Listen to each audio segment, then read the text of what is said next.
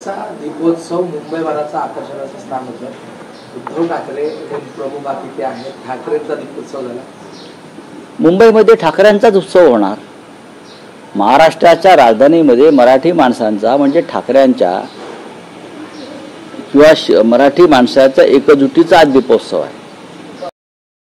मी काय आलो की अनेक वर्ष राज ठाकरे आणि महाराष्ट्र नवनिर्माण सेना त्यांची हा शिवतीर्थावर असा दीपोत्सव साजरा करतो आणि तो एक महाराष्ट्रासाठी मुंबईसाठी आकर्षणाचा विषय नक्कीच आहे.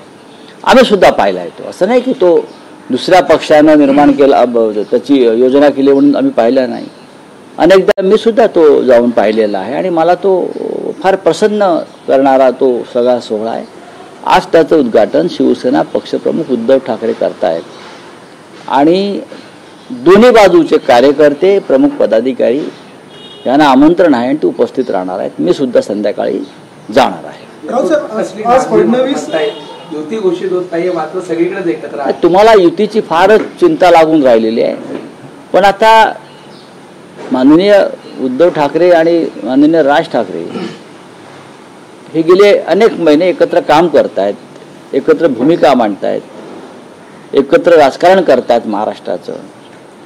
त्या संदर्भातल्या पुढली पावलं जी पडणार आहेत त्या संदर्भात योग्य वेळी ते बोलतील. फडणवीस आज बिहार